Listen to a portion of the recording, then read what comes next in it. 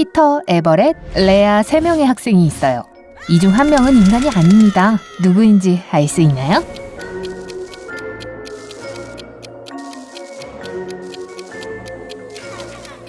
에버렛입니다. 드리워진 그림자가 없어요. 새 친구들을 보세요. 에어리얼 벤덴버그, 다니카 홀, 그리고 시몬느입니다. 첫 번째 소녀는 길고, 두 번째 소녀는 짧고, 세 번째 소녀는 없어요. 무얼 말하는 걸까요?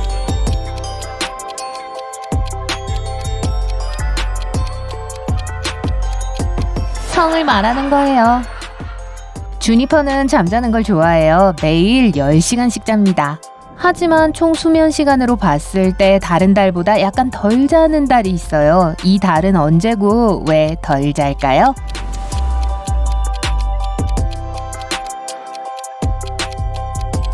(2월이에요) 28일이나 29일밖에 없기 때문에 밤의 수가 더 적거든요. 앤디와 카터는 주말에 숲으로 캠핑을 갔어요. 앤디는 경찰서에 가서 말했어요. 카터가 그를 깊은 숲속으로 데려갔는데 자기가 자고 있는 동안 혼자 사라져버렸다고 했어요. 그 후에 앤디는 마을로 돌아오는 길을 찾아 일주일을 헤매 다녔다고 말했습니다. 그러고 나서 바로 경찰서에 와서 신고를 했다고 했어요.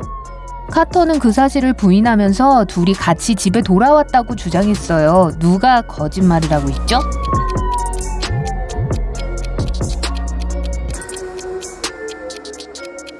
앤디는 방금 숲에서 나온 사람치고는 너무 깔끔하게 면도를 한 상태예요. 그가 이야기를 지어낸 게 분명해요. 에스메는 숲을 걷고 있었어요. 날이 어두워지자 집으로 향했지만 길을 잃고 말았어요.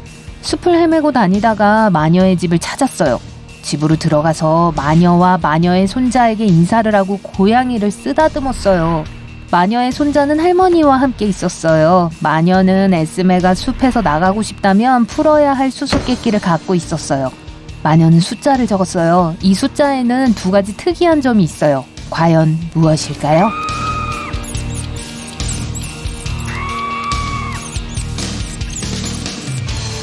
우선 여기엔 모든 숫자가 포함되어 있습니다. 두 번째는 각 숫자가 영어 이름의 알파벳 순으로 정렬되어 있어요. 쿠퍼 부인은 은행에 가던 길에 기절했어요. CC는 지나가다가 길에 쓰러져 있는 부인을 발견하고 구급차와 경찰을 불렀어요. 곧 부인은 정신을 차렸어요. 하지만 누군가가 자신의 돈을 모두 훔쳐갔다는 걸 알게 되었죠. 3명의 용의자가 있습니다. CC와 다른 2명의 행인 테오와 메이슨이에요. 누가 도둑일까요?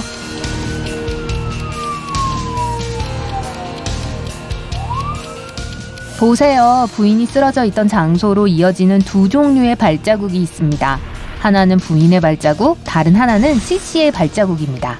그리고 2개의 평행 직선이 있는데 이건 휠체어의 흔적이 분명합니다. 그러므로 도둑은 휠체어를 타고 있는 사람 메이슨이 분명해요. 포드 부인은 이웃 앤서니가 자신의 황금 조각상을 훔쳤다고 경찰에 신고했습니다. 부인은 말했어요. 위층에서 청소기를 돌리고 있었는데 누군가 집에 들어오는 소리를 들었어요. 창가에 갔더니 30초 후 이웃이 집에서 나가는 것이 보였죠. 아래층에 갔을 때 황금 조각상이 사라지고 없었어요. 앤서니는 그날 포드 부인의 집을 지나친 적도 없다고 했어요. 형사는 누구의 말을 믿어야 할까요?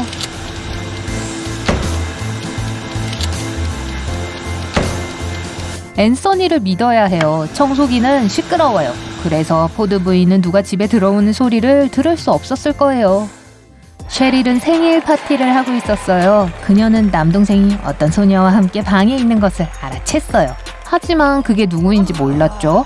셰릴은 궁금해졌어요. 그래서 그들이 떠난 후 단서를 찾기 위해 남동생의 방으로 몰래 들어갔습니다.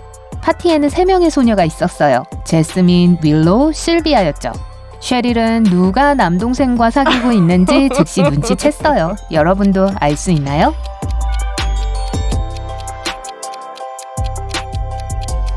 실비아예요. 보세요. 방에 자켓이 있어요. 실비아는 파티에서 그 자켓을 입고 있었어요.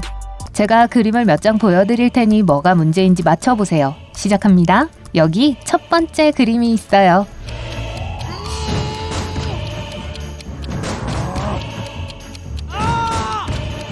문 경첩과 손잡이가 문의 같은 쪽에 있습니다. 문은 이런 식으로 작동하지 않아요. 다음 그림입니다. 무엇이 잘못됐을까요?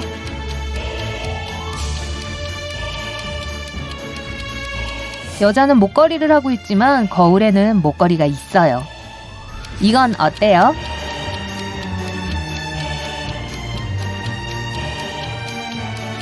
9와 11이 잘못됐어요. 서로 바뀌어야 합니다. 이건 쉬울 거예요. 하지만 눈을 크게 뜨고 살피세요.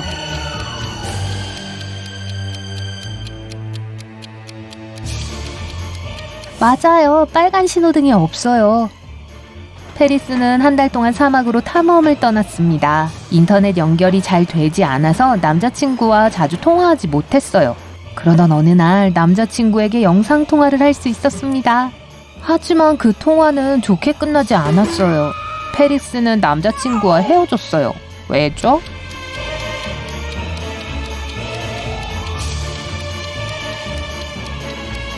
배경을 보세요. 페리스의 남자친구는 지금 밤인데 분명히 어떤 여자와 저녁을 먹고 있어요.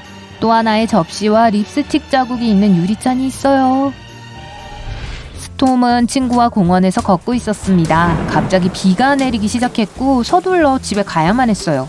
스톰은 우비, 우산, 심지어 후디도 없었기 때문에 가능한 한 빨리 뛰어갔어요.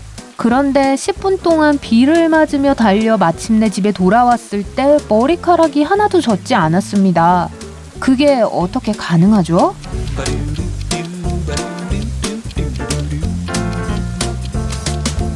스톰은 대머리였어요. 이상한 나라에서 시바드 여사는 딸 에이미에게 파티에 가라고 설득하고 있었습니다. 에이미는 대신 숙제를 하고 싶어 했어요. 정말 이상하죠? 부인은 딸에게 멋진 드레스를 사줬지만 에이미는 여전히 싫다고 했어요. 엄마는 만약 에이미가 파티에 간다면 한 달 동안 매일 16시간씩 숙제를 할 수 있게 해주겠다고 약속까지 했어요. 부인은 다른 파티에 가려고 집을 비웠어요. 부인이 돌아왔을 때 딸이 집에서 나간 적이 없다는 것을 알았어요. 어떻게 알았을까요?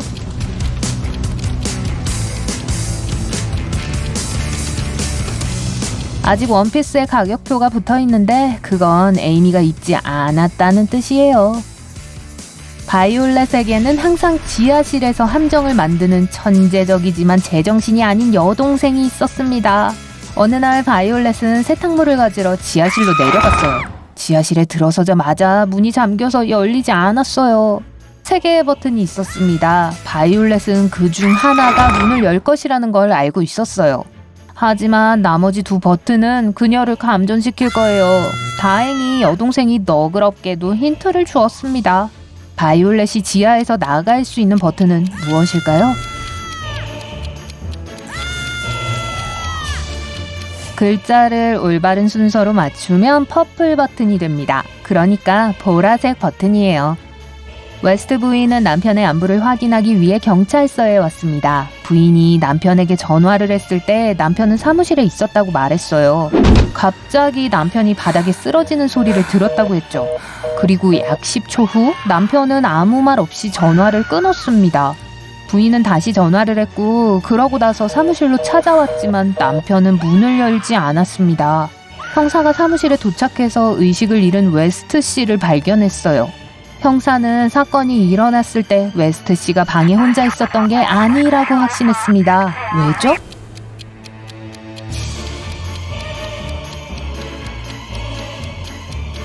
누군가 전화를 끊어야 했어요. 만약 그가 갑자기 기절했다면 전화기는 바닥에 떨어졌을 겁니다.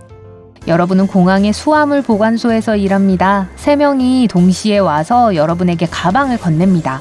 지금 여러분은 가방이 각각 누구의 것인지 기억이 나지 않아요. 가방 안을 들여다보고 가방 주인을 알아내세요.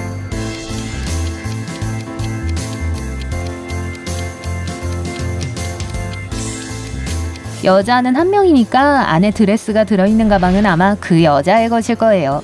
시각장애인은 이 거울이 필요 없을 거예요. 그렇다면 이 가방이 대머리 남자의 것이 틀림없다는 뜻입니다.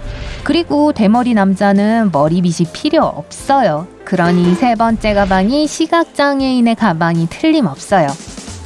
릴리벳은 항상 고양이를 갖고 싶어 했지만 엄마는 고양이 키우는 것을 허락하지 않았습니다.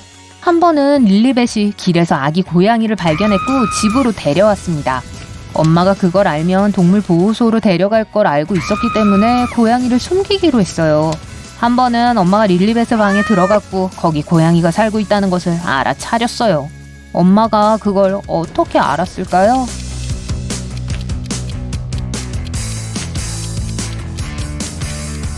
보세요. 벽과 소파 아랫부분이 긁혀 있어요. 존스 부인은 야간 근무를 하고 있었습니다. 딸 에말리는 친구와 함께 있기를 원했어요. 하지만 존스 부인은 주중이었기 때문에 허락하지 않았어요. 부인이 돌아왔을 때 에말린이 그럼에도 불구하고 친구를 초대했다는 것을 깨달았습니다. 그것을 어떻게 알았을까요?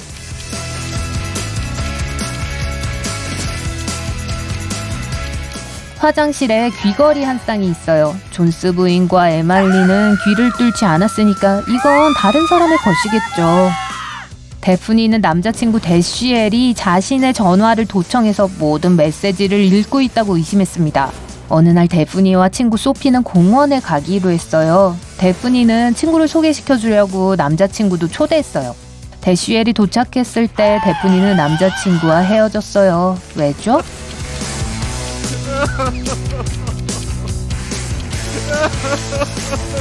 친구와 언제 만날지 말하지 않았지만 대쉬엘은 여전히 정확한 시간에 도착했어요.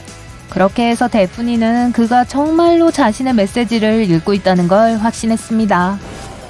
토니와 스칼렛은 가장 친한 친구입니다. 둘은 여름을 함께 보내고 싶었어요. 안타깝게도 스칼렛의 할머니가 아프셔서 할머니와 함께 시간을 보내기 위해 여름 내내 다른 도시에 머물러야 했어요. 토니는 친구가 보고 싶었어요. 그래서 가끔 친구 집 앞을 걸어 지나치곤 했습니다. 몇 주 후 토니는 스칼렛이 할머니와 함께 있다는 것이 거짓말이었다는 걸 알게 됐어요. 그동안 내내 집에 있었죠. 토니는 그걸 어떻게 알았을까요?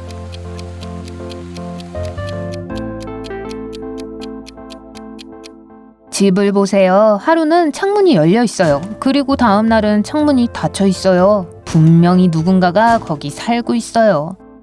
요크 씨는 저택에 사는 부유한 남자였습니다. 한 번은 동생이 그를 찾아왔습니다. 다음 날 요크 씨는 경찰에 전화를 걸어 매우 비싼 황금컵이 수집품에서 도난당했다고 말했습니다. 그 집에 있었던 다른 사람은 동생뿐이었어요. 그럼 그가 도둑이 틀림없겠네요? 하지만 경찰은 요크 씨의 말을 믿지 않았어요. 왜죠?